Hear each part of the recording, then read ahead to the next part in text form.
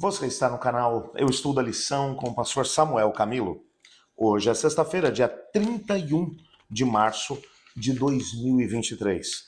E faremos um estudo adicional do nosso tema principal da lição da semana, que foi Jesus vence, Satanás perde. Essa semana tivemos a oportunidade de estudar a primeira lição, ou o primeiro tema desse novo trimestre, escrito pelo pastor Mark Finley. O texto que serve como base para o nosso estudo foi Apocalipse capítulo 12, verso 17. O dragão se enfureceu com a mulher e passou a lutar contra o restante dos seus filhos. Todos os que obedecem aos mandamentos de Deus se mantêm fiéis ao testemunho de Jesus. Quando analisamos aqui o contexto daquilo que estudamos durante essa semana, percebemos algumas coisas que saltam à vista. O pastor Mark Finley nos mostrou no capítulo 12 de Apocalipse 4 episódios da grande controvérsia, da grande luta entre as forças do bem e do mal. O primeiro episódio acontece no céu. A rebelião que surge no lugar menos provável, o lugar de onde Deus administra o universo. Um dos anjos mais exaltados, Lúcifer, se rebela contra o Criador e 1/3 dos anjos se unem a ele na rebelião.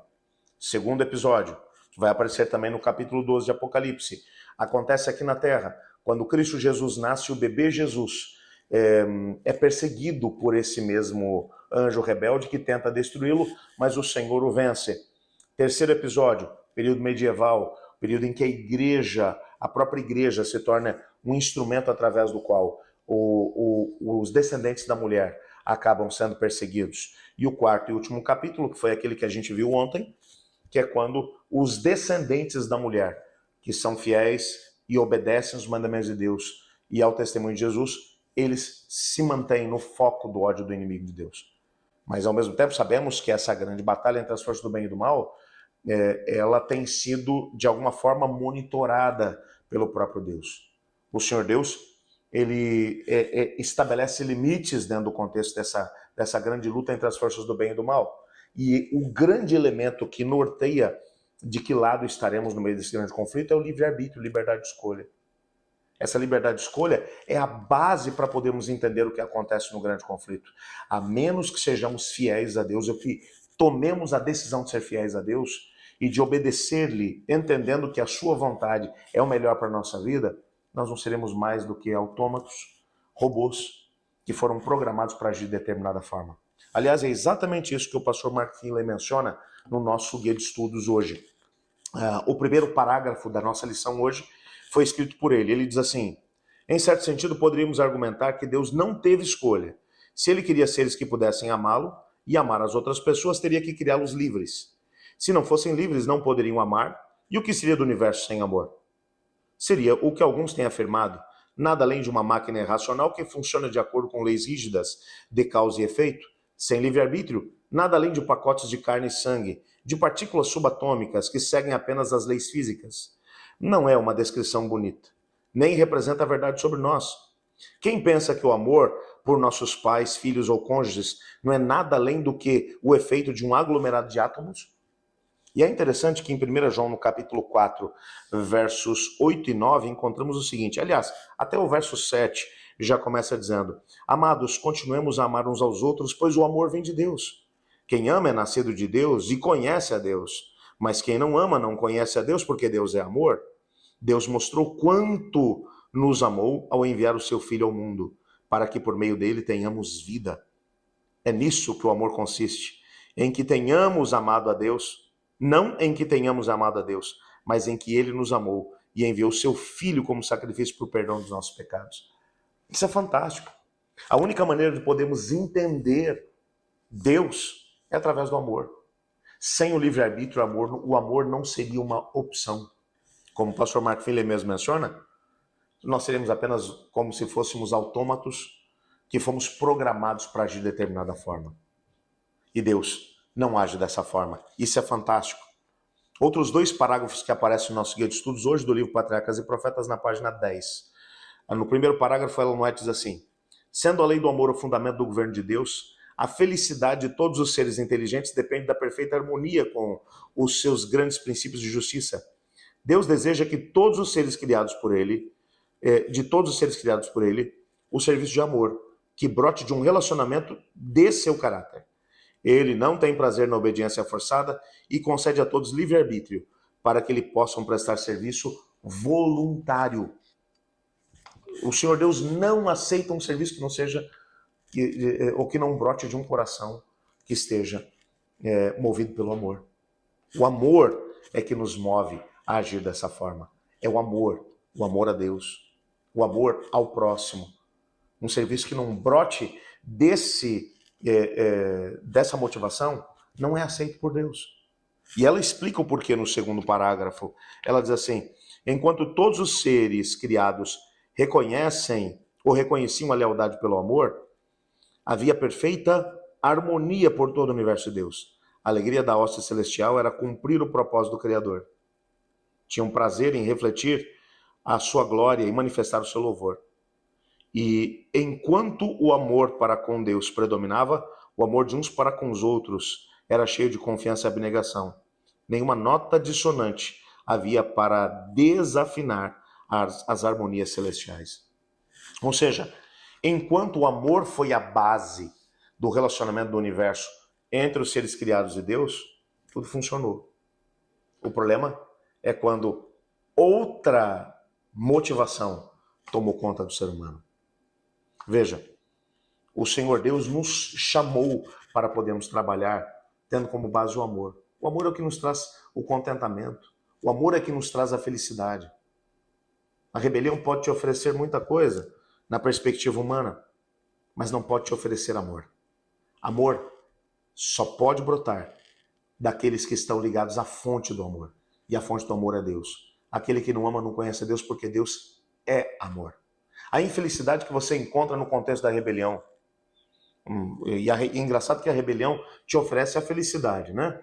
Ela pelo menos apregoa que é isso que eles oferecem. Você só vai ser feliz se deixar de lado as regras, as convenções que foram estabelecidas pela Bíblia, a palavra de Deus. E toda vez que o indivíduo abandona essas regras, essas convenções, ele acaba experimentando um vazio de alma. Não existe felicidade sem uma vida que seja norteada por amor. Por isso hoje eu o desafio a viver esse princípio de acordo com aquilo que é a vontade do Senhor Deus. Eu gostaria de orar junto com você, pedindo a Deus para que nos ajudasse a usar o nosso livre-arbítrio dessa maneira.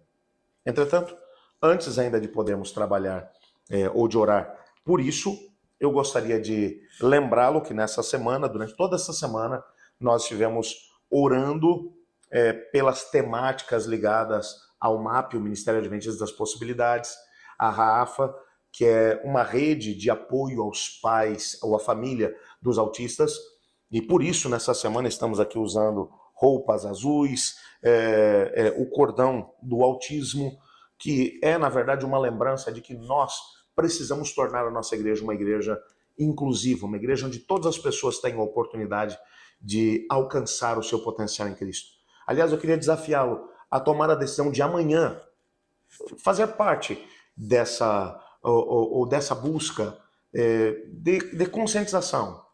Use uma peça de roupa azul, uma camisa, uma gravata, uma calça, um vestido, uma peça de roupa azul, nem que seja uma fita uma fita azul no cabelo, no caso das mulheres aí, para poderem chegar na igreja e simplesmente dizerem através desse gesto: eu quero que a minha igreja seja uma igreja inclusiva e que todas as pessoas encontrem o seu potencial em Cristo. Hoje nós vamos orar por todas as pessoas que de forma voluntária trabalham em favor dos autistas. Além disso, nós temos na nossa comunidade de oração, no nosso chat, temos alguns pedidos que foram mencionados e eu desafio a vir comigo para podermos selecionar alguns deles. Eu quero começar orando pela Janete e pelo José Forlan, lá de Camapuã, Mato Grosso do Sul. Eles nos enviaram uma mensagem mencionando que estudam a lição com a gente durante todos os dias, que têm buscado um conhecimento maior da palavra de Deus, e nós vamos orar pelos dois aqui também. Quero orar aqui também pela Marise Silva. Ela faz um pedido aqui bem simples, bem ao ponto, mas um pedido que merece ser lembrado. Ela diz: eu peço oração pela venda de uma casa, preciso vendê-la, Deus sabe as razões. Vamos aqui estar orando por ela. A Gleide Freitas, ela diz assim: peço oração pelo Pedro, que Deus dê forças para ele vencer o poder do maligno, pela sua conversão, voltando para os braços do Senhor.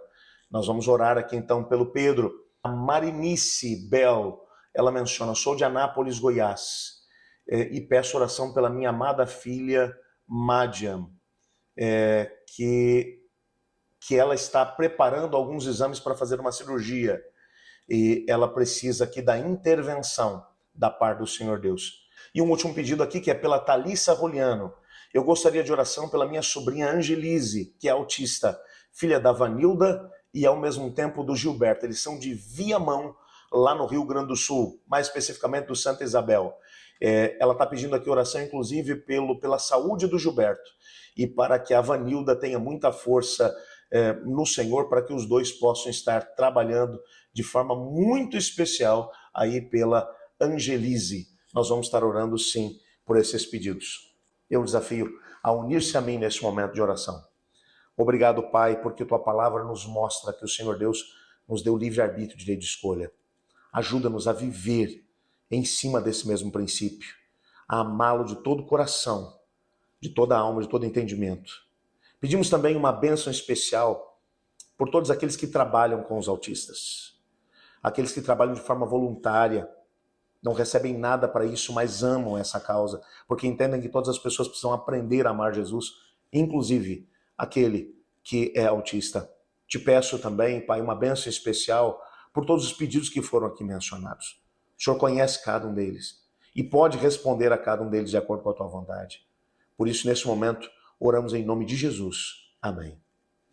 Eu estudo a lição e você?